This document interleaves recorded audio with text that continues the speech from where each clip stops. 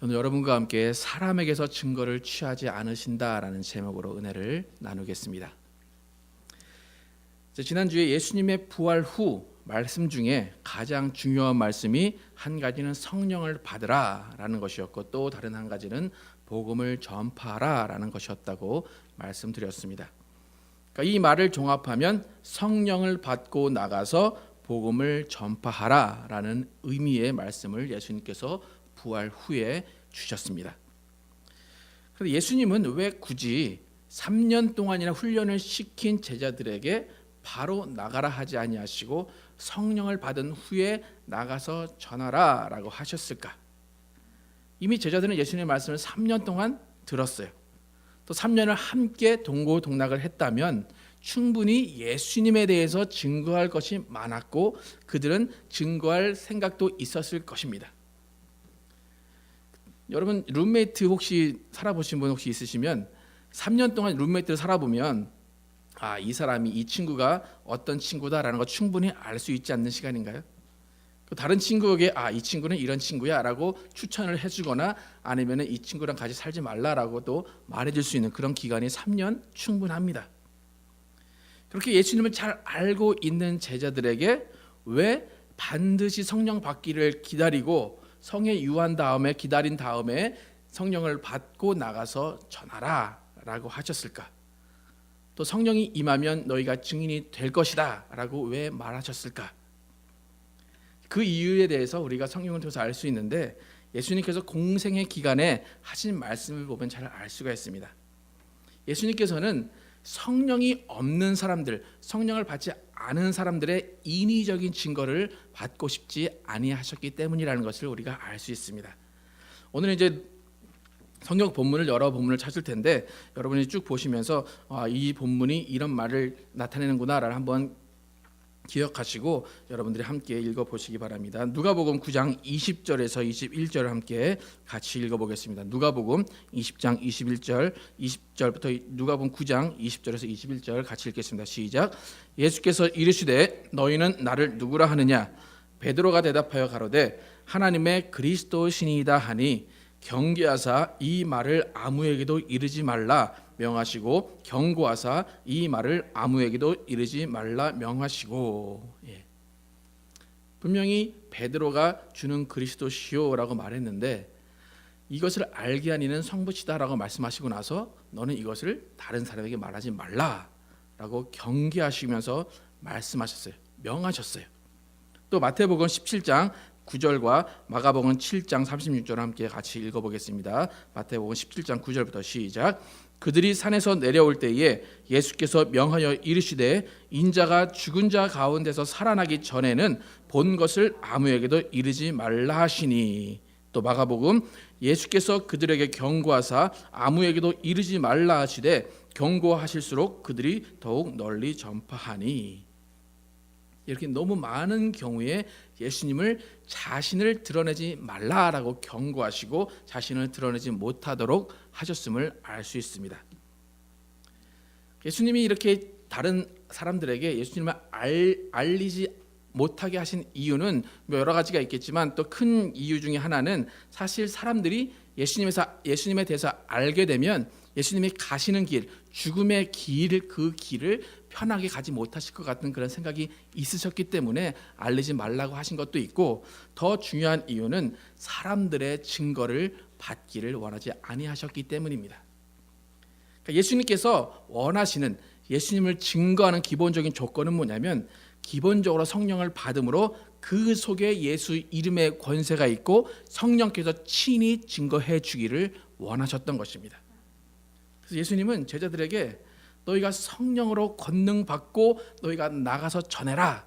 그러면 너희가 예루살렘과 온 유대와 사마리아 땅끝까지 이르러 내 증인이 될 것이다 라고 말씀하셨습니다. 그러니까 이렇게 예수님은 비록 제자들이지만 그들의 인간적인 인정이나 생각이나 경험으로 예수님이 전파되는 것을 싫어하시고 그것을 막으셨습니다. 그렇다면 예수님은 왜 어떠한 증거를 받기를 원하셨기에 그렇게 제자들에게 증거하지 말라 하시고 성령을 기다리라 하시고 정말 예수님이 원하시는 올바른 증거, 올바른 전파가 어떠한 것인가를 오늘 본문을 통해서 한번 살펴보겠습니다. 오늘 본문은 예수님이 이 세상에서 어떠한 방법으로 증거가 돼야 되는지 알려주시고 또 자신과 침례 요한의 관계를 들어서 설명을 해주시는 장면이 나옵니다. 여러분, 침례 요한은 그 당시 예수님이 오시기 전에 저가 메시아가 아닌가라고 생각이 들 정도로 뛰어난 선지자였습니다. 12사도들 여러분 아시지만 사도 요한과 안드레와 빌립 그 사람이 모두 원래는 침례 요한의 제자였어요. 그러니까 그들이 얼마나 침례 요한이 뛰어난 선지자였으면 그들이 침례 요한을 따라갔겠어요. 그 다음에 예수님을 따라온 거예요. 침례 요한은 하나님의 계획 안에서도 예수님의 길을 예비하는 중요한 사람이에요. 그리고 실제적으로도 예수님을 침례 줌으로써 그가 성경에 나오는 엘리야와 같은 역할을 감당했음을 우리가 알 수 있습니다. 그러니까 침례 요한보다 예수님을 더 확실하게 증거해 줄 사람은 없습니다. 또 침례 요한의 증거로서 예수님은 메시아라고 사람들로부터 인정을 받을 수도 있었습니다. 하지만 예수님은 그 침례 요한의 증거조차도 받기를 거부하셨음을 알 수 있습니다. 본문 33절과 34절을 함께 읽어보겠습니다. 34절과 34절 같이 읽겠습니다. 시작. 너희가 요한에게 사람을 보내매 요한이 진리에 대하여 증거하였느니라. 그러나 나는 사람에게서 증거를 취하지 아니하노라. 다만 이 말을 하는 것은 너희로 구원을 얻게 하려 함이니라. 요한은 분명히 진리이신 예수를 증거했다라고 이야기합니다. 하지만 예수님의 입장에서는 요한도 사람인지라 그 증거를 취하지 아니하셨습니다. 여러분, 이 정도면 침례 요한의 입장에서는 서운하지 않을까요? 실망하지 않을까요? 내가 이 정도 되면 좀 나 좀 지켜 세워주시고 이 자가 내 앞에 오는 엘리야다라고 정말 말씀 좀 해주시고 내가 유명하게 되게 좀 해주시면 좋은데, 예수님은 요한에게 나는 사람에게 증거를 취하지 않는다라고 단호하게 말씀하시는 그 말씀을 듣고 요한은 아마 서운했을 수도 있어요. 그런데 침례 요한의 마음 가운데는 전혀 서운함이 없었음을 알 수 있습니다. 요한복음 3장 30절에 보면 그는 흥하여야 하겠고 나는 쇠하여야 하리라 라고 말하면서 자신은 예수님 앞에서 없어져야 되는 존재라고 말을 하고 있습니다. 예수님의 신발끈도 풀지 못하는 존재라고 침례 요한은 말합니다. 그리고 정말로 그는 예수님을 침례하고 나서 바로 목배임을 당해서 죽었습니다. 왜 침례 요한은 예수님의 길을 예비하고도 예수님을 침례하고도 왜 자신은 없어져야 하고 아무것도 아니다라고 말했을까요? 왜냐하면 예수님 자신이 아무것도 아니다라고 이미 말씀하셨기 때문에 침례 요한의 마음에는 예수님보다 더 어떤 자신의 의를 드러낼 수가 없었어요. 예수님이 침례 요한에 대해서 말씀하시기 전에 오늘 본문에서 먼저 자신에 대해서 말씀하신 것이 있습니다. 오늘 본문 30절에서 32절을 함께 같이 읽어보겠습니다. 30절에서 32절 시작. 내가 아무것도 스스로 할 수 없노라. 듣는 대로 심판하노니 나는 나의 원대로 하려 하지 않고 나를 보내신 이의 원대로 하려는 거로 내 심판은 의로우니라. 내가 만일 나를 위하여 증거하면 내 증거는 참되지 아니하되 나를 위하여 증거하시는 이가 따로 있으니 나를 위하여 증거하시는 그 증거가 참인 줄 아노라. 예수님도 예수님 자신이 증거하는 증거가 참되지 않다라고 말씀하셨는데 침례 요한이 거기다 대고 어떻게 내 증거가 참이니까 나를 드러내 주십시오라고 말할 수가 있겠어요. 그런데 사실 예수님은 예수님 자신을 증거하실 수 있는 분이에요. 예수님 자신을 증거할 수 있는 분이 나는 나 자신을 증거할 수 없다라고 말씀하셨는데 원래는 증거할 수 있는 분이에요. 요한복음 8장에서 보면 우리 함께 같이 읽어보겠습니다. 시작. 예수께서 대답하여 가라사대 내가 나를 위하여 증거하여도 내 증거가 참되니 나는 내가 어디서 오며 어디로 가는 것을 알미여니와 너희는 내가 어디서 오며 어디로 가는 것을 알지 못하느니라. 또 18절에 내가 나를 위하여 증거하는 자가 되고 나를 보내신 아버지도 나를 위하여 증거하시느니라. 예. 그러니까 예수님은 스스로가 어떤 존재인 것을 아시기 때문에 스스로가 자신을 증거하고 증명해도 그거는 참이 되는 거예요, 원래. 그런데 예수님 자체도 내가 그것을 증거하지 않겠다. 왜요? 성령이 계시고 아버지가 증거하시는 증거만 받겠다라고 예수님은 생각하셨기 때문입니다. 그렇기 때문에 침례 요한의 증거, 사람인 침례 요한의 증거 필요 없으셨어요. 그렇기 때문에 나는 사람에게서 아무 증거도 취하지 않겠다라고 말씀하신 거예요. 그럼 이쯤이 되면 여러분 질문이 생길 거예요. 예수님은 사람의 증거를 받지 않으신다고 하셨으면서 왜 부활 후에 우리에게 제자들에게 복음을 전하라고 말씀하셨을까? 왜 사람들에게 증인이 되라라고 말씀을 하셨을까? 그러니까 이전에는 분명히 사람의 증거를 취하지 않는다 하셨으면서 왜 부활 후에 이제 나가서 복음을 전파하라 내 증인이 되라라고 말씀하셨을까? 사실 부활 후에도 예수님은 사람의 증거를 취하지 않는다는 생각은 변함이 없으세요. 부활했으니까 이제 사람의 증거를 받아야지, 그것이 아니에요.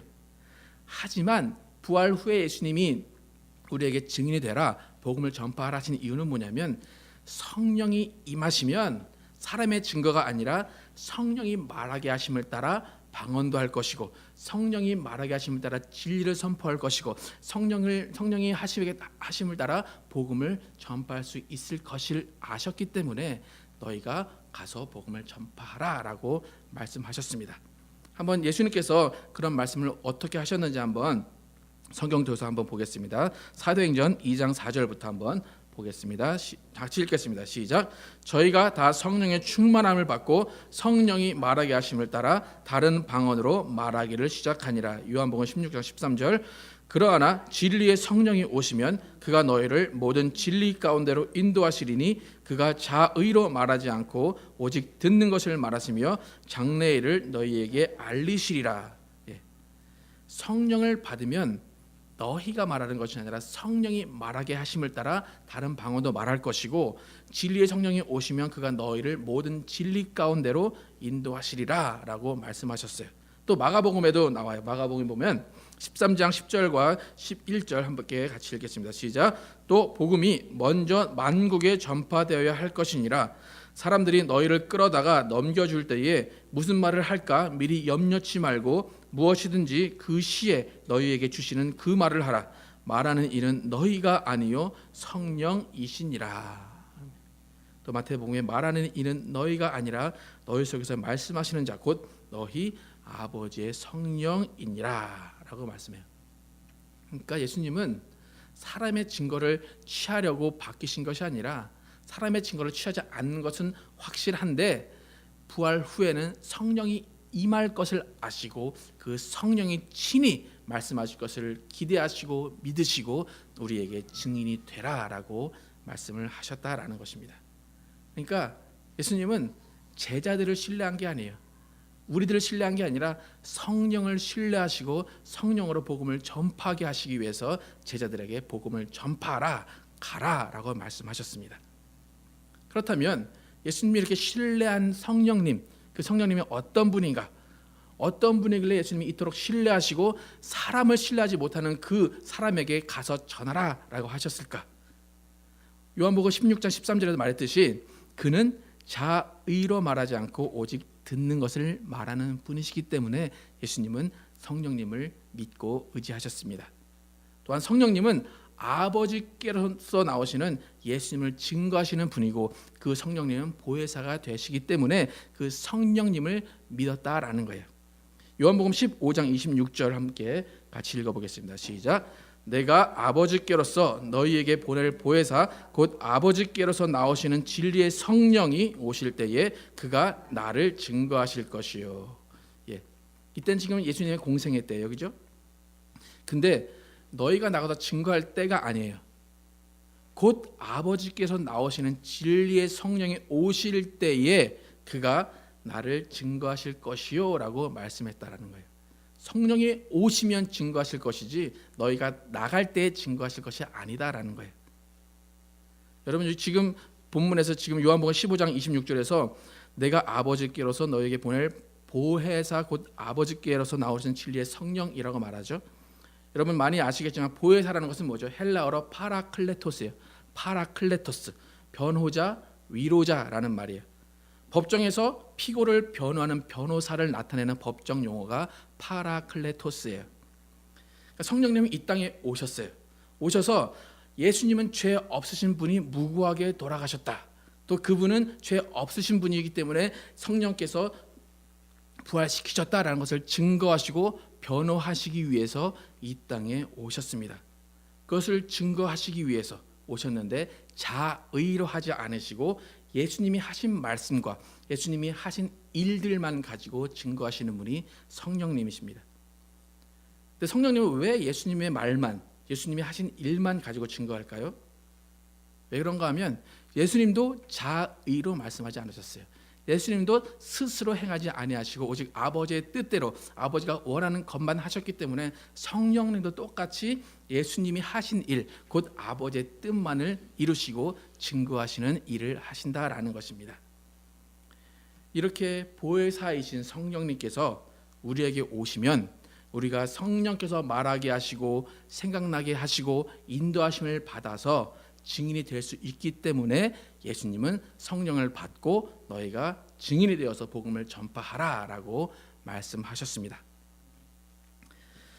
여러분 오늘 제가 부활절 이후로 계속해서 성령에 대해서 말씀을 하고 있는데 원래는 오늘 제가 이 설교를 하려고 하진 않았어요. 원래 다른 설교를 준비했었는데 제가 갑자기 주일의 설교 제목도 바뀌고 내용이 바뀌었어요. 원래 주일 설교에는 제가 신학적인 내용 잘 안 하려고 하고 또 다른 종교에 대한 이야기를 잘 안 하려고 하는데 오늘 성령과 관련이 되어서 확실하게 우리가 알아야 되고 또 우리가 함께 깨달아야 되는 것이 있기 때문에 오늘 갑자기 설교를 바꿨습니다. 제가 이제 3년 전에 안수 받고 미국 교회에서 사역하고 있을 때 한국 분들이 종종 이제 미국 교회에 오십니다. 그러면은 저는 잘 누군지 모르죠. 그런데 미국 교회 한국 분들이 계시면 딱 티가 나요. 아 저기 한국 분이 계시는구나. 그런데 이제 하루는 2-3주 동안 계속 오시던 분이 이제 인사를 하세요. 인사를 하시면서 저에게 명함을 한 장을 딱 주세요. 그래서 이제 제가 목사인 걸 아세요. 근데 아시는데도 명함을 딱 주시면서 말씀이 좋습니다. 한번 들어보십시오로 저한테 명함을 딱 줘요. 그래서 명함을 딱 봤더니 또 웹사이트 주소가 딱 적혀 있더라고요. 주소를 봤더니 SCJ 바이블이라고 써 있어요. 그래서 이게 새로 나온 성경인가? 뭐 킹제임스 성경처럼 새로 나온 성경인가? 그래서 SCJ 봤더니 SCJ가 뭐냐면 S가 신, C가 천, G가 지예요. 신천지 바이블의 약자예요. 예. 그러니까 미국 교회 오셔서 한국 목사한테 전도를 하셨어요. 그래서 참 부끄러웠어요 제가. 신천지 분들도 이렇게 전도를 하시는데 나는 뭐 하고 있나? 전도를 하시더라고요. 그래서 아무튼 그래서 제 할 일도 많아가지고 신천지가 이단이라는 것만 알고 그냥 간단한 내용만 알고 있었는데 제가 알고 있는 여러 가지 내용 중에 하나는 그 교주가 자신이 재림 예수라 해가지고 제가 저번 주에 설교했던 자신에게 재림 예수의 영이 임해서 자기가 재림 예수고 나로 인해서 다 구원을 받는다 그렇게 말하는 것을 알고 있었는데 또 제가 모르는 한 가지가 업데이트된 게 뭐냐면 신천지 교주가 스스로 자신이 보혜사라고 말한다는 것을 듣게 됐어요. 저는 몰랐어요. 그래서 정말로 그런 말을 하나 하고 이제 신천지 그 사이트 가르쳐준 SCJ 바이블을 들어가 봤는데 정말 그렇게 말하고 있더라고요. 말도 안 되는 논리를 가지고 보혜사라는 말을 쓰고 있어요. 그래서 제가 지금 부활절 이후로 성령에서 말하고 있는데 우리가 바로 보혜사가 무엇인지 성령이 무엇인지 알아야 되겠구나라고 해서 그 설교 본문하고 내용을 갑자기 바꿨습니다. 제가 조금 전에 성령님은 파라클레토스 보혜사가 되신다고 말씀드렸죠. 그런데 보혜사라는 말에 우리가 보혜사라는 말을 적용할 수 있는 분이 또 한 분 계세요.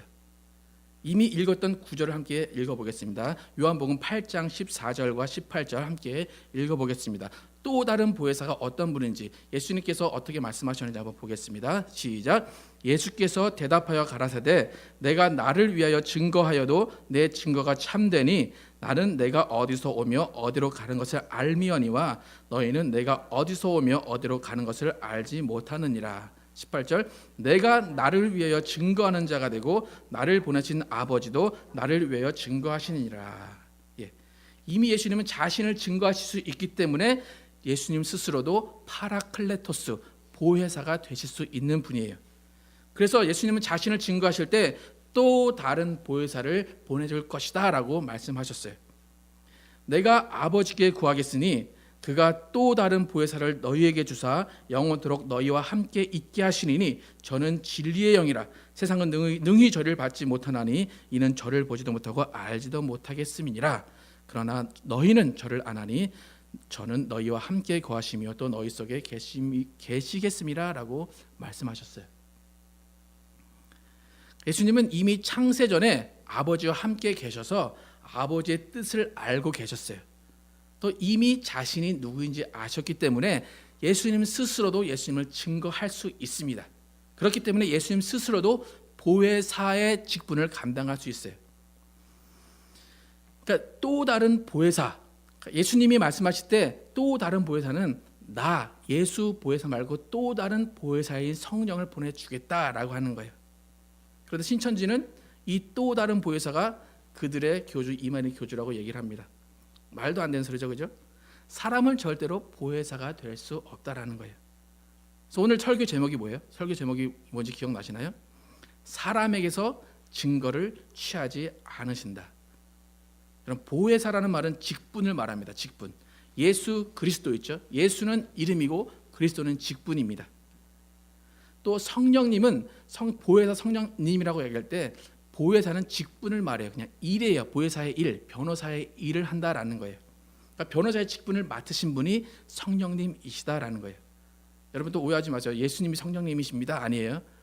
둘 다 보혜사니까 예수님이 성령님이시고 성령님이 예수님이시구나. 아니에요. 그죠? 예.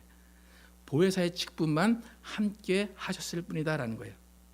그래서 예수님은 그리스도이지만 변호자의 직분도 감당할 수 있는 보혜사의 일도 하시는데 스스로 보혜사가 될 수도 있지만 예수님은 전적으로 변호하시는 일은 성령께 맡기시기 위해서 그가 변호하시는 일을 하지 않겠다라고 오늘 본문에서 말씀을 하신 것입니다. 그러니까 보혜사의 직분이라는 것은 뭐냐면 오직 성령님에게만 또 가끔 예수님에게만 적용되는 것이지 절대로 사람에게는 보혜사의 직분이나 보혜사의 일을 맡기신 적이 없다라는 것입니다. 여러분 우리도 예수님을 증거하죠, 그죠? 예수님을 증거하고 예수님을 전하지만 우리에게는 보혜사라는 직분이 주어지지 않았다라는 거예요. 만약 자신이 보혜사다라고 한다면 그건 자신이 직접 하나님이 된다라는 거예요. 직접 성령이 된다라는 거예요. 여러분을 만약 그 법정에 가셔서 여러분을 변호할 사람을 찾는다. 그러면 여러분은 어디를 가실 것입니까? 변호사 사무실 갈 거죠, 그죠? 목사에게 찾아오셔도 목사는 못합니다, 그죠? 예. 의사에게 찾아가셔도 의사도 못합니다. 변호는 누가 합니까? 변호사의 자격증이 있는 사람만 변호하게 되어 있다라는 것입니다. 그렇다면 예수님께서 우리를 증인이 되라고 하시고 만민에게 복음을 전파하라 하신 것은 어떤 의미인가를 알아봐야 돼요. 우리가 예수님을 증거하는 것이 정말 어떠한 것이기에 예수님께서 우리에게 증거하라고 하셨는가 한번 살펴보겠습니다. 사도행전 1장 8절에 보면 오직 성령이 너희에게 임하시면 너희가 권능을 받고 예루살렘과 온 유대와 사마리아와 땅끝까지 이르러 내 증인이 되리라 하시니라. 이 말씀은 예수님이 하신 말씀이에요, 그죠? 성령이 임하시면 예수님의 증인이 된다라고 했어요.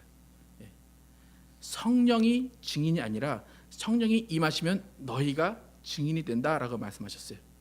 증인이라는 말은 헬라어로 마르투스라는 말인데 영어의 마더라는 말, 그 순교자를 뜻하는 마르투스가 영어 단어 마더라는 뜻이에요. 그러니까 파라토스 되시는 성령님께서 우리에게 임하시면 우리는 증인이 되는 거예요. 다시 말해서 보혜사이신 성령께서 임하셔서 우리가 증인이 되는 것이지 보혜사의 성령이 임하신다고 우리가 보혜사가 되는 게 아니다라는 거예요. 여러분 제가 질문 드릴게요. 파라클레토스와 마르투스, 변호자와 증인은 같은 말입니까? 다른 말입니까? 전혀 다른 말입니다. 파라클레토스는 성령님, 신이십니다. 하나님이십니다. 마르투스, 증인은 사람이다라는 거예요. 변호자는 성령 하나님이세요. 변호사는 성령 하나님만 되시고 우리는 그저 증인일 뿐이다라는 거예요. 결국 성령 하나님의 역할과 변호자의 역할과 증인의 역할은 같지 않고 다를 수밖에 없습니다. 처음에도 계속 말씀드렸지만 결코 예수님은 사람에게 변호자의 역할을 맡기지 아니하셨다라는 거예요. 사람에게서 증거를 취하지 않는다라고 말씀하셨어요. 왜요? 자격이 없어요. 할 수 없어요. 성령님만이 변호할 수 있는 자격이 있고 충분한 능력이 있으시기 때문에 성령님에게만 맡기셨습니다. 여러분, 증인과 변호사는 다르다는 것을 기억하셔야 돼요. 변호사는 변호의 자격이 있고 증인은 그냥 목격자예요. 목격자는 목격한 것만, 체험한 것만 말할 뿐이에요. 증인은 선생님이 아니에요. 증인은 변호할 자격이 없어요. 여러분이 만약에 증인으로 법정에 참석했다라고 해서 그 앞에서 그 범인을, 그 피고를 변호한다거나 아니면 여러분의 자랑을 한다거나 다른 말을 한다면 그 법정에서 쫓겨날 거예요. 왜요? 증인은 본대로만 말하십시오. 그렇게 말하기 때문이에요. 예수님은 우리에게 증인이 되라고 하셨지 보혜사가 되라고 하지 않으셨습니다. 다시 한번 말씀드리지만 사람은 보혜사가 될 수 없습니다. 아무리 뛰어난 은사가 있고 능력이 있고 예언을 하고 막 하늘을 날아다녀도 그 사람은 그저 증인일 뿐이다라는 거예요. 보혜사가 아니라, 보혜사의 일은 오직 예수님과 성령만이 하실 수 있는 직분입니다. 우리 안에서 예수님을 증거하게 하시는 그는 변호자 되시는 성령님이십니다. 우리가 예수님을 증거한다고 해서 우리가 성령님이 된 것이 아닙니다.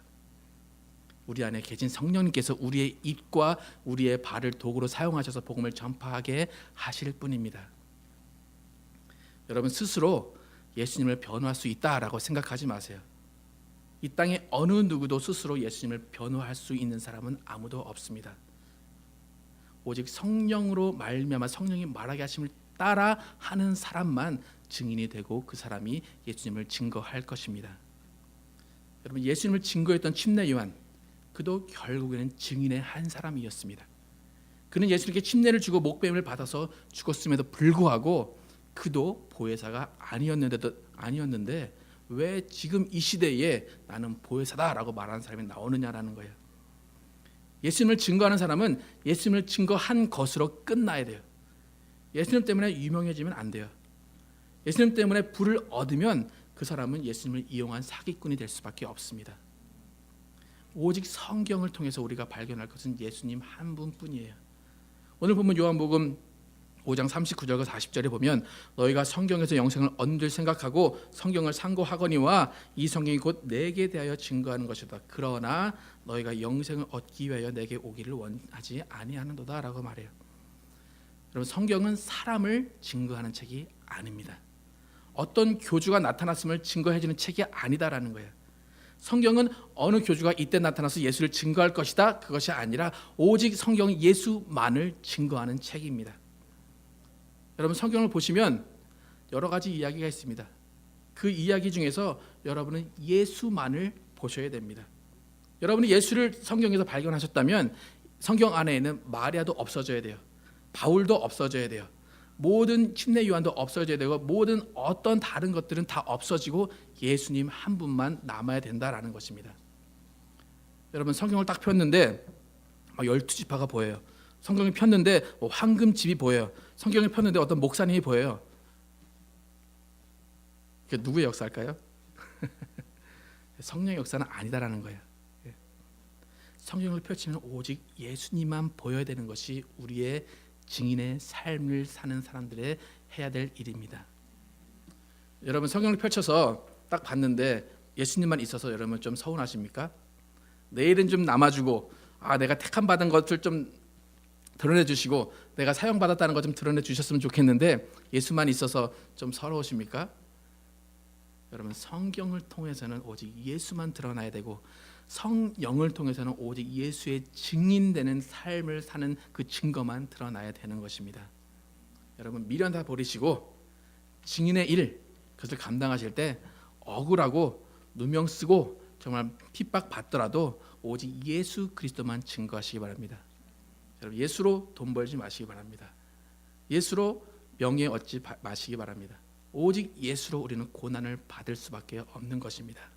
그것을 위해서 성령을 주셨고 그것을 위해서 성령님이 우리 안에서 예수 그리스도를 증거하시고 복음을 전파하게 하십니다.